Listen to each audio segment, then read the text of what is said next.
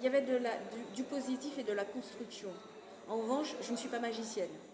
Ça va faire un an, un mois, un peu plus d'un mois maintenant que je suis en poste. Effectivement, mon premier objectif était de créer mon cabinet. Et je suis venue justement avec la directrice du CNDS et ma directrice de cabinet qui vient du monde de la santé.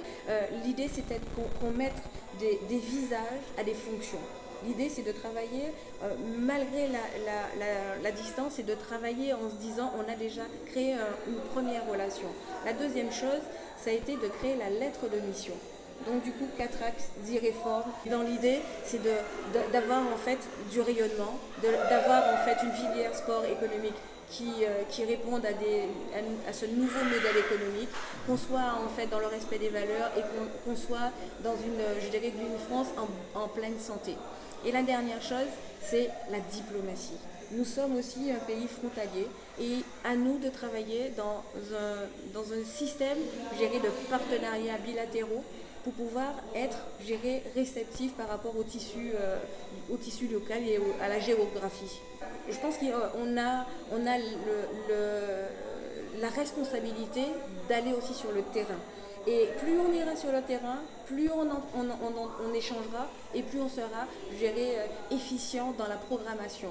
Alors c'est évolutif, on a un quinquennat, on a des objectifs, mais je pense que le fait d'aller sur le terrain, ça nous permettra aussi de rencontrer les réels problèmes.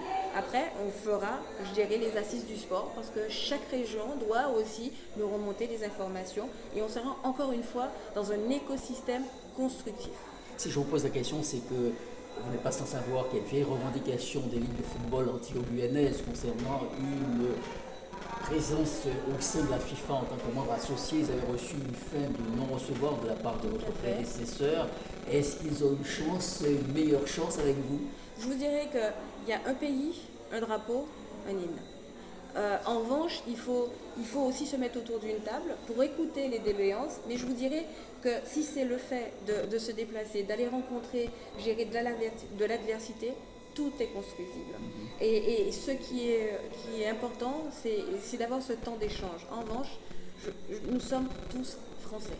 Donc il y a une volonté chez vous néanmoins de laisser une part au pragmatisme. Lorsque je dis ça, je discutais avec un responsable du monde de la Ligue de football notamment, qui disait en substance qu'il y a comme une sorte de plafond de verre pour les clubs sportifs de chez nous qui ne peuvent pas, au-delà de certains niveaux, aller concourir comme pourraient le faire d'autres clubs de métropole.